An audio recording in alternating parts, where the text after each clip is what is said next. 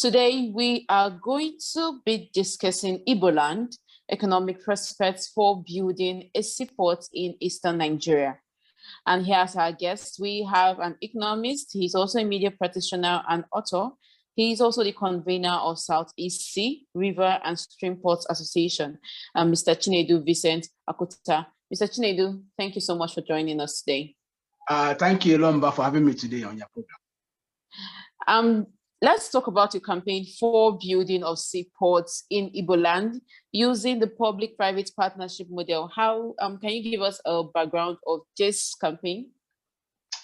In a nutshell, the campaign is about identifying potential sea, river, and stream ports in the southeast, which we have identified, and then to leverage on the existing policy by the federal government of Nigeria, where they have PPP arrangement, that is public-private partnership arrangement, to leverage on that and then maybe campaign for the Southeast governors or Southeast investors to partner with the federal government of Nigeria in order to maybe build the seaport at the Southeast or complete the river port at Onitsha. So in a nutshell, that's what we're trying to achieve, trying to convince the leaders in the Southeast to buy into the project of maybe going to partnership with the federal government of Nigeria to develop the Onitsha River Port. Okay, and how far have you gone with this campaign? Well, what I did, I've written letters to the MD of Nigerian Land Waterways Authority, Chief Dr. Mogalo.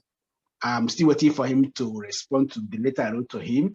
I plan to write to Ohaneze Ndigbo. I plan to write to, I think, Professor Osita, somebody, the chairman of Alibo Establishment Fund, about the convened by Ohaneze Ndigbo. I hope to finish the letter by the end of the week. That's about where I've gone to now, but I'm also making some informal contacts with government officials in the Southeast to see whether they'll be able to buy into the idea before I do a formal letters to them. Okay, yeah. So the campaign has not been formally launched? It has not been formally launched because we took our time to do the researching about the potential seaport in the Southeast. And then after doing the researches, we produced a report, which again, I'm gonna share with you.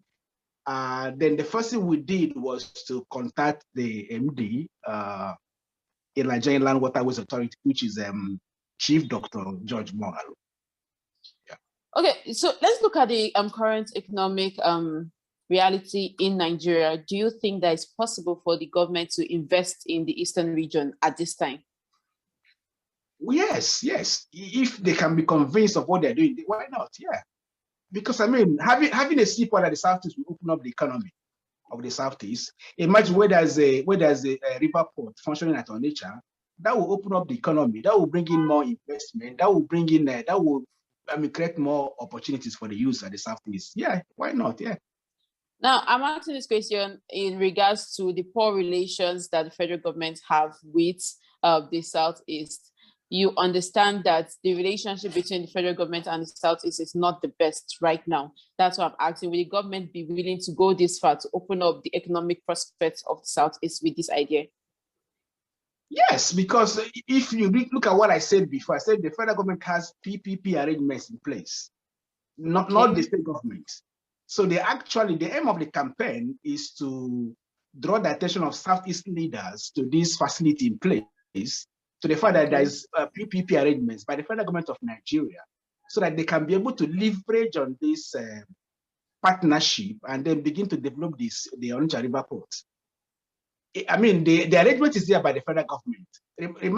Mind you that all the waterways, all the inland waterways are owned by the federal government of Nigeria.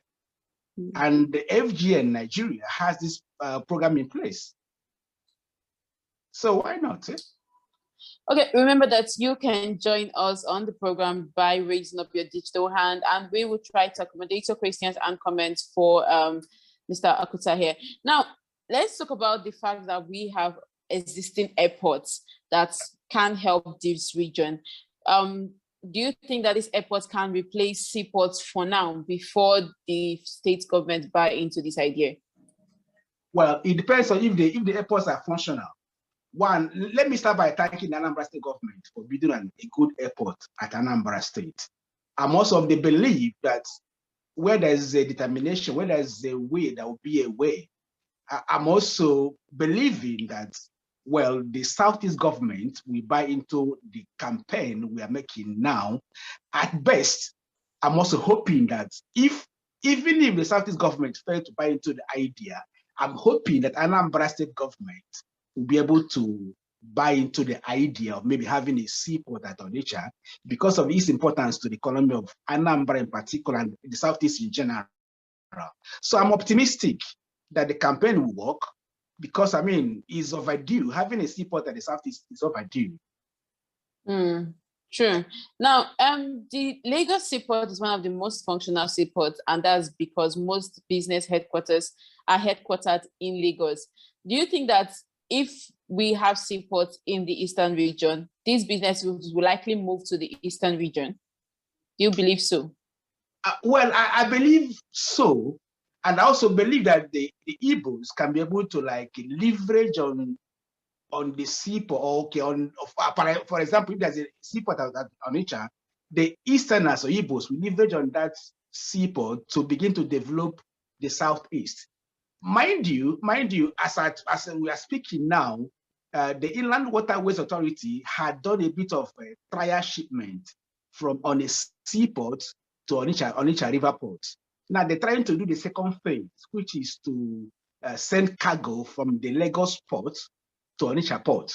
So that plan is in process now as we speak. So if they're able to like actualize that, that means there will be transshipment from Lagos port to Southeast. So everything is aimed to develop the economy of the Southeast. Mind you, over 60% of importers in Nigeria are done in the Southeast. I'm aware. Yeah. Okay. Let's talk about the challenge that you might have faced with this campaign. What challenges do you foresee, and what challenges have you faced already?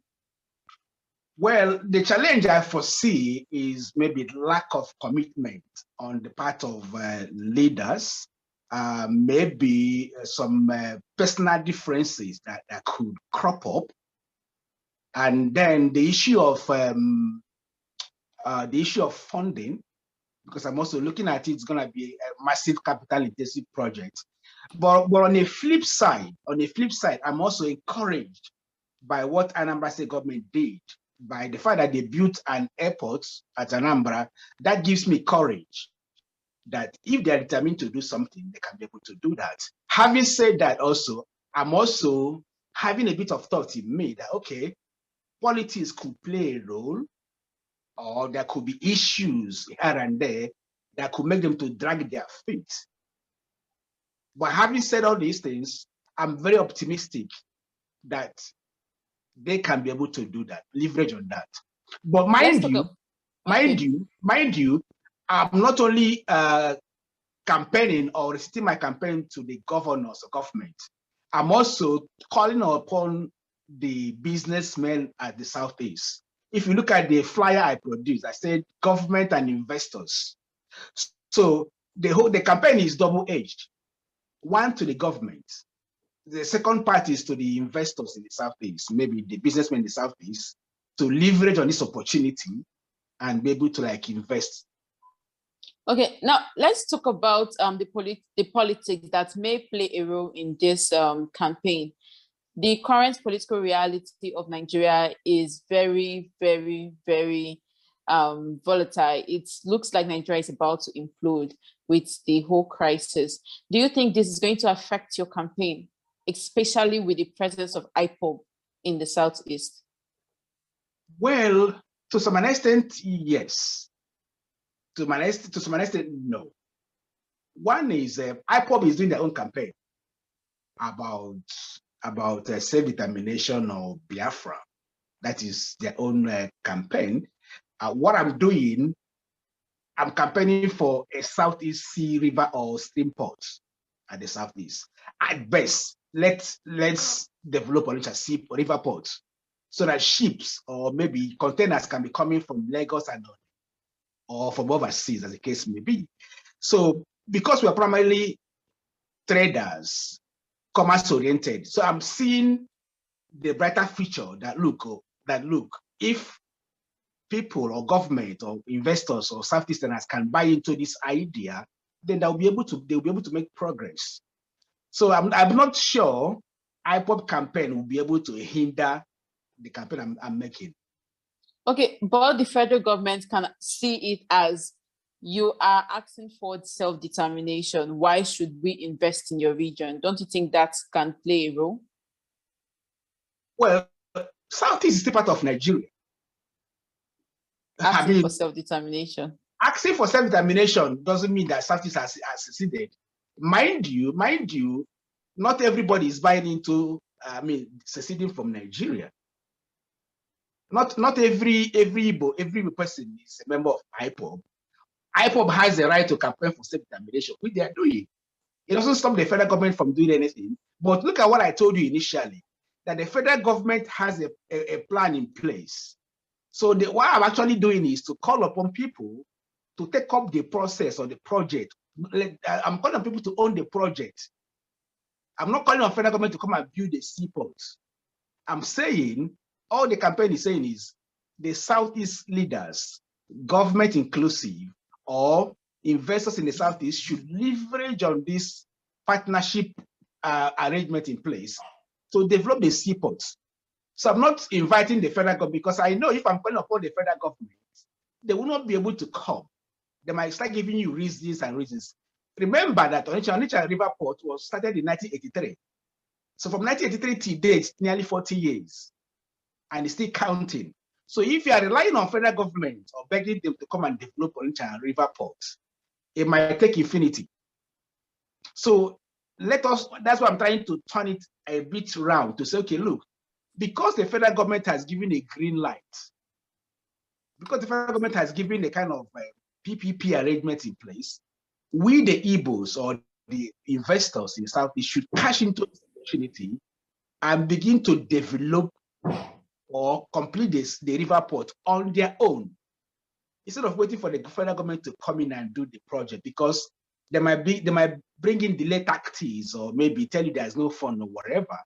But when you go in based on their plan, based on their policy, I believe they'll be able to hasten the process or quicken the process, thereby making the Onitsha River Port a reality. Okay, and how far have you gone with educating the public on this particular PPP model? I didn't make it myself. PPP model is already there by the Nigerian Inland Waterways Authority, because I told you I did a bit of research before I began to do the campaign. It's like maybe the last stage of what we are doing to start campaigning or sensitizing people about the existence of this PPP arrangement. I didn't make the PPP arrangement. The federal government did that. Just like that's why I'm asking, how far have you gone in publicizing it? That's part of what you are doing now. Giving me the chance to speak, to be able to tell people what we are doing. I've also produced flyers that will start going around, so that people are also, as I told you, I'm writing on Harness officially to look at what is in existence now, whether they can be able to convince the Southeast governors into buying into this project. However, I'm not banking on them alone. I'm also hoping to reach out to investors to see if they can be able to buy into the idea of maybe coming to invest or develop the Onitsha River Port or any other port facility in the Southeast. Mind you, it's not only Onitsha that can be developed. There are also other places within the Southeast. Okay, as a Nigerian in diaspora, how much do you think you can achieve, considering that you are not in Nigeria? Well, I don't need to be in Nigeria. How much do you think you can achieve from the... Well, I can achieve much. I don't see any limitations in what I can be able to achieve. Okay, and how far have you gone?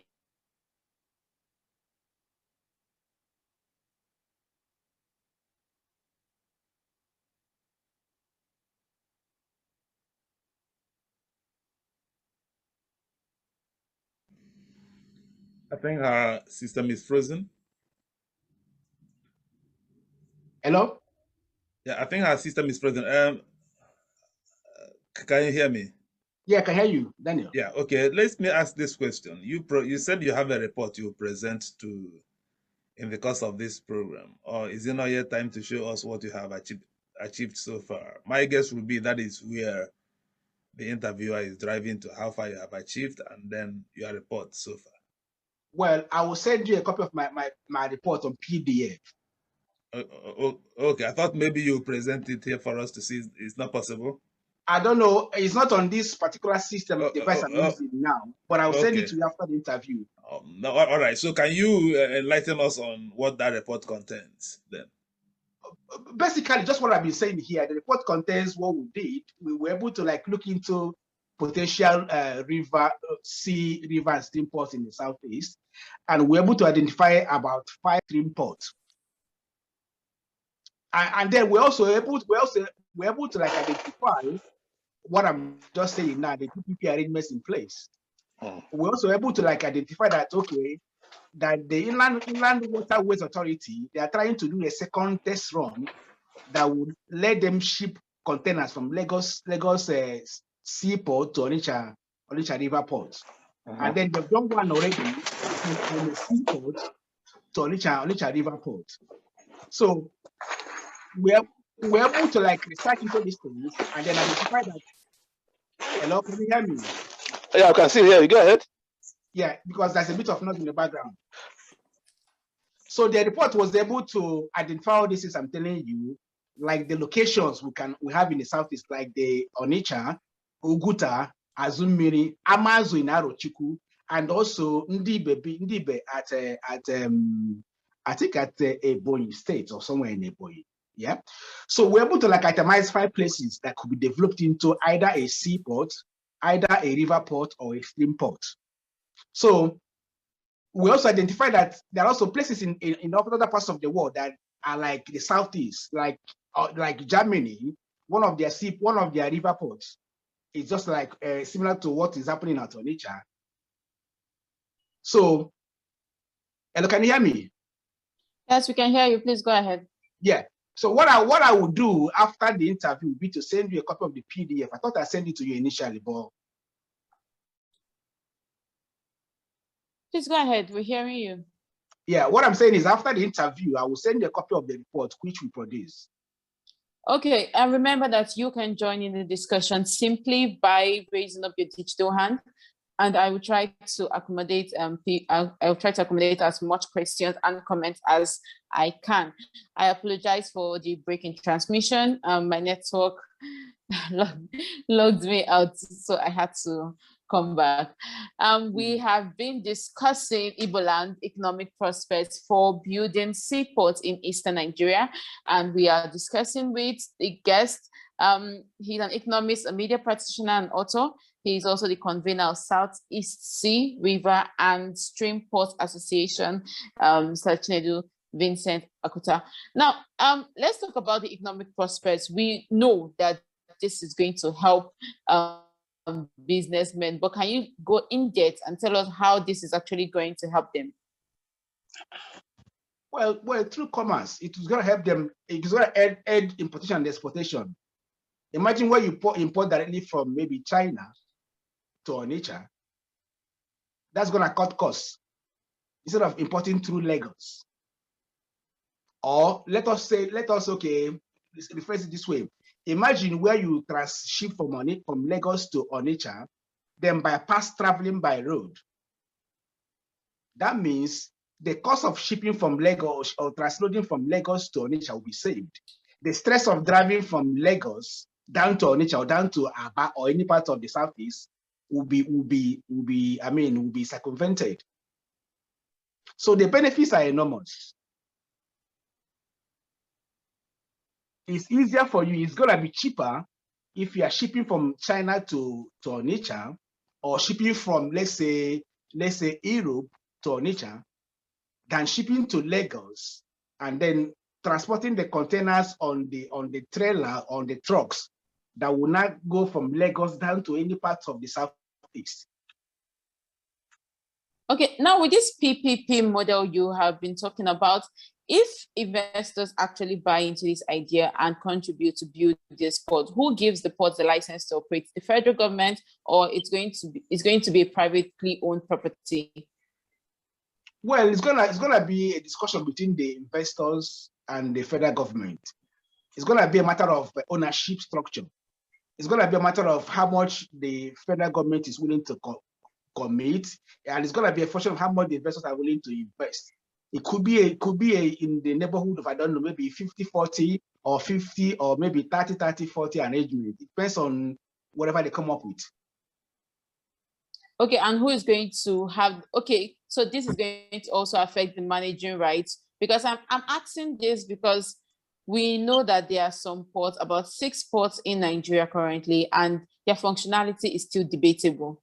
Yep. So who is going to hold responsibility for this if a seaport is built in Eastern Nigeria? Well, don't forget that the federal government owns all the waterways in Nigeria. As we are speaking now, and as we are speaking now, most of the ports in Nigeria, like you said, has also been concessioned. I don't know the arrangement for that. But to answer you, I think it's going to be a modality that we worked out within the federal government and the investors. The federal government will also have a share because they control the waterways. So I wouldn't be able to. Prince Will, go ahead, please. Hello, good evening, everybody. Thank you, the speaker. Can you hear me? Yes, I can hear you. Yes, we can. Yeah, I'm just looking at it from the point of view of the federal government. If you are the federal government, or if you are the president of Nigeria, and looking at what is happening in Nigeria for now, public-private partnership is very, very good. It's a very, very good way of, building infrastructure, hand it over to the government. But looking at this agitation all over the Southeast, don't you think the government will look at it from a security point of view that this is just an easy way to allow the Easterners to just bring in ammunition directly from any part of the world? That's just my question. No, I don't see it that way. Because if you're talking about ammunition, people smuggle arms from all over the country. There are arms all over now as we speak now. So I don't even see that. I don't even look at that from maybe federal government to stop that from functioning or not. After all, federal government gave Anambra State license to build airports. That is not even long ago. It happened this year. Even with agitation from IPOB, federal government gave them license to build airports. I also believe that federal government of Nigeria will be able to agree with the PPP arrangement. Do not forget, I said here, do not forget that according to the DG of Nigerian Inland Waterways Authority, Chief Moralo, and he said, I'm trying to quote him, but I'm paraphrasing here now. He said they've done the first trial shipment, test run from on a seaport to Onitsha River Port and back to on a seaport. That means that they carried containers in batches from Onitsha to on a seaport and back. Now they're trying to do second phase test run, whereby they will ship containers from Onitsha to Lagos Port and from Lagos Port back to Onitsha. So there's a process in place as we speak now. So even with the agitation for self-determination by IPOB, the federal government of Nigeria is also working, but the pace of their work is quite slow, if you ask me. Okay, let's take the next hand, Mr. Wankwo Waizigwe. The platform is yours. Go ahead, please. Mr. Wankwo. Okay, thank you, Mr. Yeah, thank you, Mr. Speaker. This is a very nice topic which needs some technical knowledge to advance. You see, like we who are in the profession, we are professional historian, because we are doing the history of Nigeria, you have also do about the maritime history, because it was through the sea that Nigeria was actually conquered. So you look at the development of the ports. Lagos Port was even the least. Then earlier, the first port was Forcados. Those traveling from UK coming to Lagos will first of all disembark in Forcados before they are now transloaded for Lagos. After Forcados, then you have Bonny, then you also have you have Calabar. Before Lagos came up, the development of Lagos Airport was of recent, maybe because of the proximity after the transfer of the capital, or of the southern capital from Calabar to Lagos. The colonial government decided to concentrate on the development of Lagos port at the expense of the other ports. But then we have been following the progress of this issue of inland port, seaport in Igboland. We have to call it inland port, not actually seaport. You've mentioned 3 outlets now. Onitsha outlet 1, through River Niger. You now have Azumini, that is through Opobo, Imo River. Absolutely. They also talk about the Arochukwu. We are now talking of Enyong River into Cross River. Absolutely. From Enyong River, which connects Arochukwu into Cross River. These are serious capital investments that the end benefits will not be there, considering the long process of their construction. And we've been following the Onitsha, especially the inland Onitsha port. There are problems. Number 1, River Niger is a seasonal river. Even at the height of its period, at the height of its flooding, it's not every vessel that can pass through. There are a lot of vessels that have to, embark at the high sea. They have to be transported, have to be transloaded. So there's that limitation. And given the fact that over 60% of the containers being uploaded in Apapa, in Apapa port are owned by Igbo people. Yes. Yes. It will not be possible for them to decide to now shift the use or the exploitation process to Onitsha for obvious reasons. I'll tell you one. The extra transportation from Lagos, I'm not telling you about research, from Lagos through sea to Onitsha port is 3 times costlier than the use of trucks to transport a container from Apapa to Onitsha. So most traders prefer using trucks to come to Onitsha. It's also quicker. You take a truck, takes your container today from Lagos, takes it in the morning, in the morning of the first day. The second day is at Onitsha. It's at Onitsha.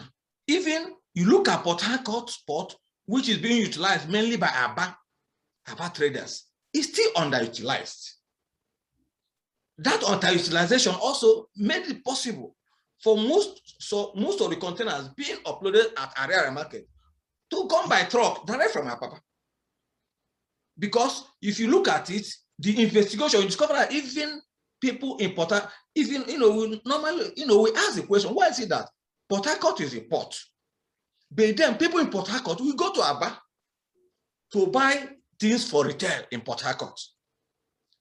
You see the problem. It's not that, it's not that, in fact, it's not the nearer to the port makes things costly, but it's the entrepot that determines.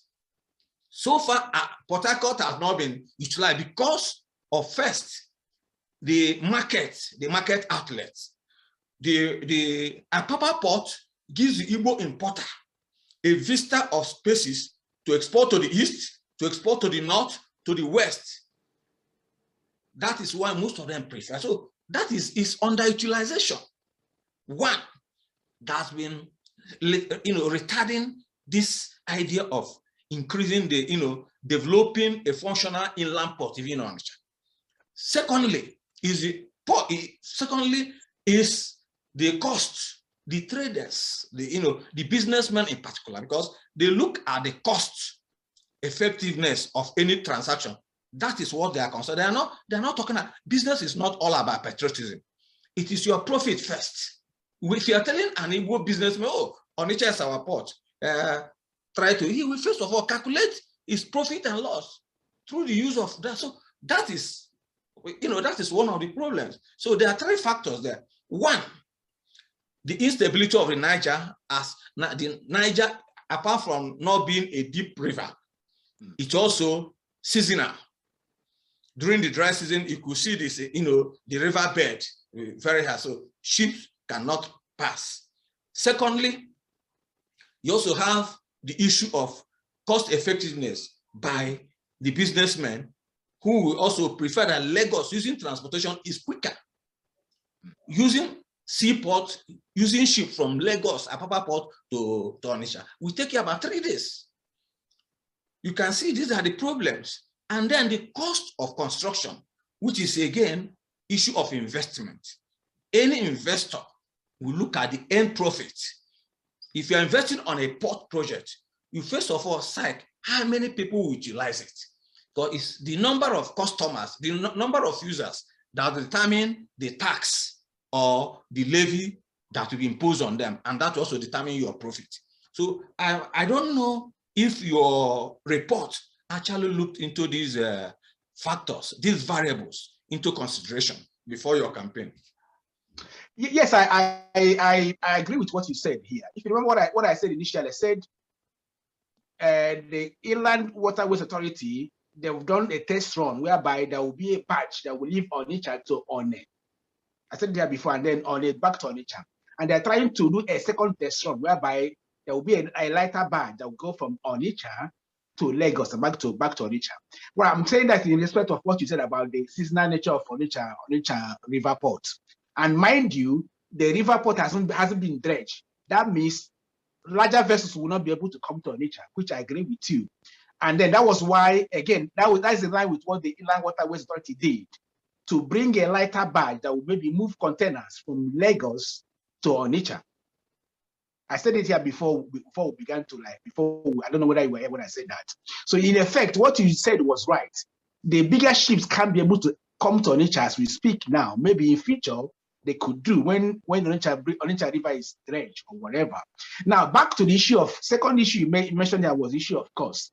Now, there hasn't been a tabulated figure about shipping from Lagos to Onitsha now via container.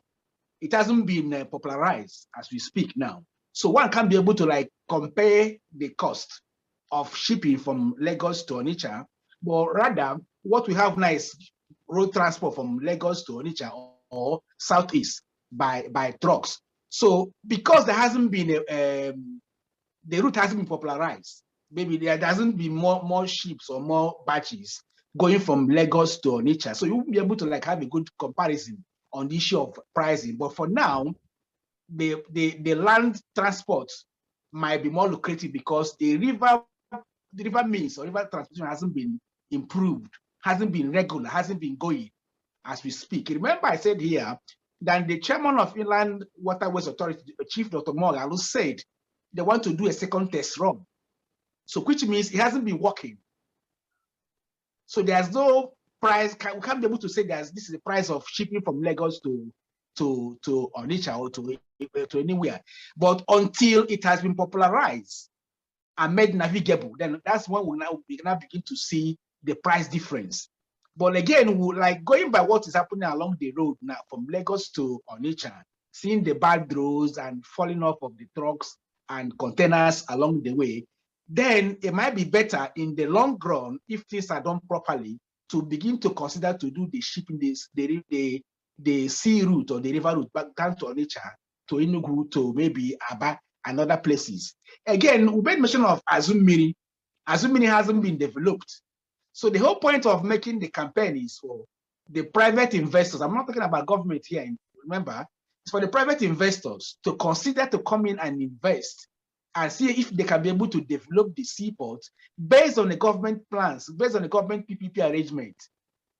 Here, my point is very clear. My campaign is very clear. Could investors or Southeast government consider to invest their money either at Onitsha or at Uguta Lake or Azumiri or Amasu at Arochukwu? Any of the facilities can be developed in the long run. It could be a work in progress. Maybe after all, Ibom see Seaport project. It's been done by Akwa Ibom State. So all these things are around the corner. So why not? If the government can do that, then the investors can be able to take up the challenge.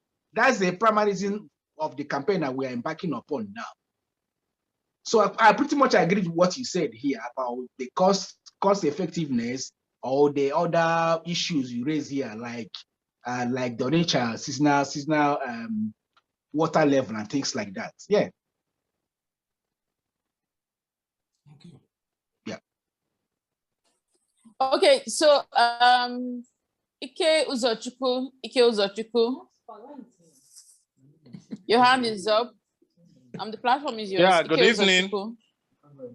Yeah, good evening. You can hear you. Go ahead, Is it please. clear? Yeah. Okay, my name is Yes, please go ahead. Ike Uzochukwu. I teach in the uni. Yeah, I teach in Nnamdi Azikiwe University. Oh, that's my university. I actually teach logistics and supply chain management. Okay. All right. At the graduate level. So as soon as I saw this, your link, I was excited. I thank you for this opportunity and for the discussion that is ongoing. Yeah. I want to make a few points. The first thing we need to know and remember is that transportation generally is a key driver in development of any society. It actually contributes about 20% to development. So if you are talking about developing Anambra or developing the Southeast, one of the key parameters, one of the key things you need to do is to work on the transportation system. There are basically about 4 of them: the waterways, the railways, the roadway, the road, and then the airways. Now we are discussing the waterways. It is very important to note also that you cannot generalize when you talk about cost. You cannot generalize. There is what we call total cost equation. For any mode of transportation you want to use, you need to do a calculation that is called total cost equation. And that total cost is dependent on the type of commodity you are moving. For some people, it may be far cheaper to move through the waterway into Onitsha waterway or port. For some people who carry certain goods, maybe that are what we call fluffy, not very dense. For some other people, it may be cheaper to move by road. For some other people, it may be cheaper to move by rail.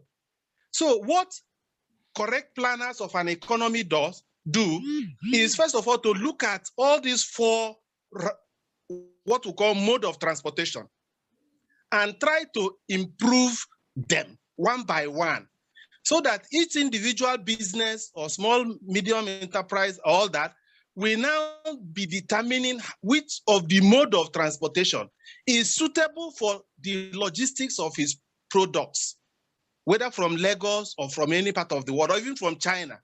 You may discover that to move from China to Onitsha may be far cheaper than moving from, in fact, that is the reality on ground, to move from China to Onitsha, assuming that this water port is concluded, to move from China to Onitsha will be far cheaper than moving from China to Apapa and then to Onitsha through the road. Far cheaper, far cheaper. So, and most businessmen will go in that direction. So I want us not to look at it just peripherally. There are a lot of issues and research work that can be done in order to streamline some of these things. Thank you. Thank you very much.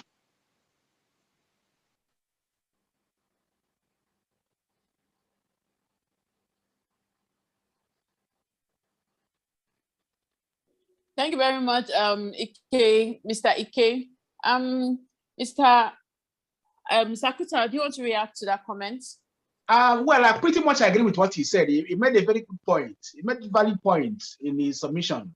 I agree with what he said. Yeah, some goods are better transported through the waterway. Some are better transported through the land means. Yeah, I agree with what he said. Yeah. But the waterways will complement the land. Thank you very much. I'm sorry,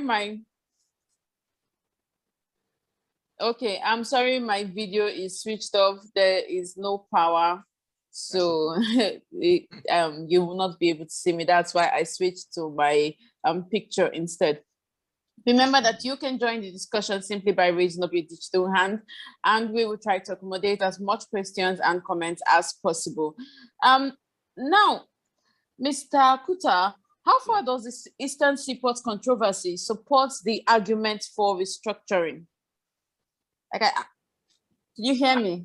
Yes, I can, but I think there are two different things here.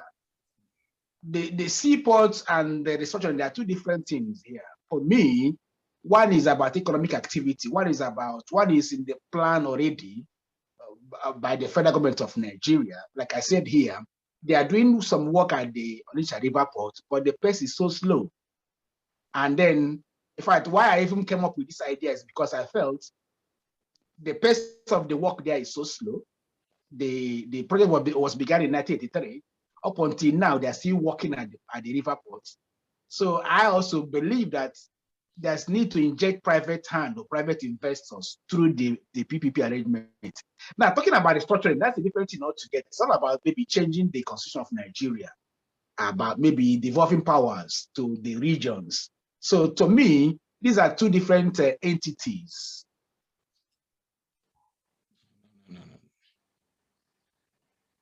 Hello? I'm sorry. It seems my network is misbehaving, so that's why it keeps breaking up. But I can hear you. Mr. Wankwa, your hand is still up. Are you trying to speak again? Yes. Or is it your previous comment? No, I want to speak on this issue of restructuring and this inland waterways. Yes, I tend to disagree with him. Please go ahead then. I tend to disagree with him that they are not interconnected. They are very well interconnected because restructuring actually will bring about competition. In fact, I believe that if there's restructuring today, that inland port waterways will even be effectively developed. Because the point is that the people now will see it. You see, it becomes competitive when you have several ports. Apapa Port under Western, either Oduduwa State or Western Independent Western Region being run by them, Calabar Port and other ones. Competition will set in there. Because I will bet you that just as in the case of Enugu Airport, when Ethiopia Airways started flying to Enugu Airport, you find that because Ethiopia Airways discovered that many of her customers are from the east, so they decided to utilize the Enugu route. You find that they gain from it because many Igbo people who should have liked to transport their goods, who often arrived at Lagos from Dubai or from anywhere, they now prefer to come to Enugu Airport. First, Enugu Airport is not as crowded. It's not as do I say? I don't know. Let me just not be too sentimental, but there's a kind of homeliness when you arrived at Enugu Airport than when you are in Murtala Mohammed Airport. So in the same way, under restructuring, there will be much investment on the east. First, the people, we know that there are a lot of anomalies in clearing of goods in Apapa today. Most of them being dominated by one set of people. In fact, the management of the ports today are dominated by those whose indigenes even import less than 1% of the goods, of Nigerian importation. And they decide what cost other people will pay.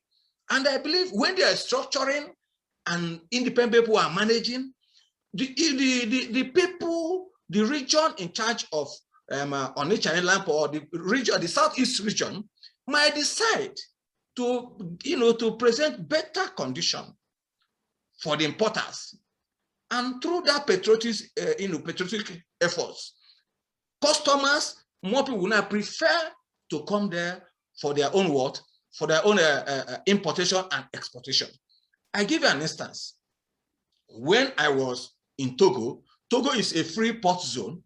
When I was in Togo, I discovered that a lot of people from Ghana and Cote d'Ivoire prefer to utilize Lomé Port instead of Abidjan and Accra because of cost effectiveness and the duty imposed. They discovered that you see, when they calculate the duties, the high duties in Accra and Abidjan, and compared with the cost of haulage from Lomé to their part, you find that Lomé home becomes cost effective for them. So that sense will apply when there is restructuring. It depends now the question of federal government determining when to dredge or whether to dredge or not. It now becomes incumbent on the new managers to know that this is the life wire of our economy and we have to do it. For now, it is a freelancer affair. It does not concern the federal government, and that is why you're campaigning. When the time comes, you don't need to campaign. The administrators will know that it's incumbent on them for the sustenance of the economy to do that. That is why they are interconnected. Thank you very much.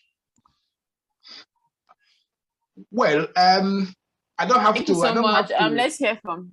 Okay. Do I have the floor now to speak? Yes. No, go on. Yes, you do. Go on.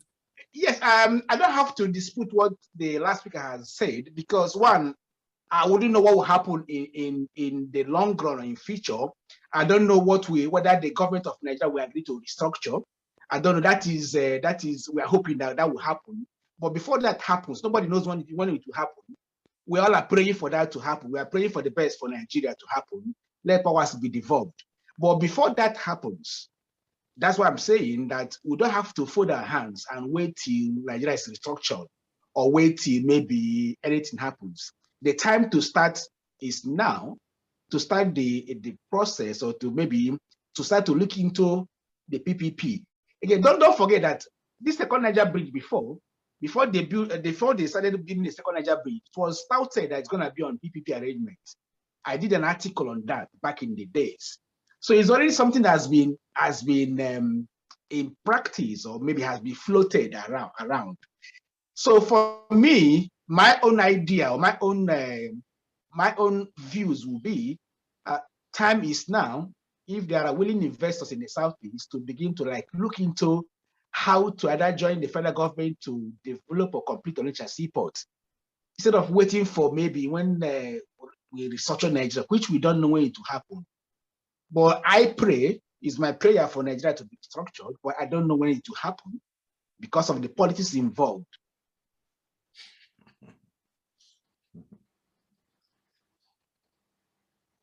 Okay, just before we let you go, sir, any last words you want to let us know, because the time is fast spent? Well, then what I want us to know is possible for us to engage the federal government based on the arrangements they have in place. The only concern now is for us to have that mindset, have that willpower, have that unity within the Southeast, either political leadership or within the Southeast investors, to begin to look into these projects, be able to approach the federal government to see if it can be worked out, or if there can be a way of the investors maybe going into the Onitsha River Port and then maybe investing and developing the river port, so as to make the economy of the Southeast to open up a bit wider, then with all the other benefit that accrue to that. So I'm optimistic. I'm also using this opportunity to speak to people that are willing to join the campaign, to come around, so that we can be able to begin to build a critical mass that will begin to propagate these ideas. Okay, let us try this option. Let us be able to go in. Let the investors be able to go in the way Anambra State government has built their airports, the way Imo State government built their own airports. We can also begin to think in that way, even though it's not proper. Then we can begin to be able to pull resources together, develop the seaports, so as to complement both the land transport, the air transport, and then maybe the rail transport to be built in future. Yeah, it's doable. And yes, we can.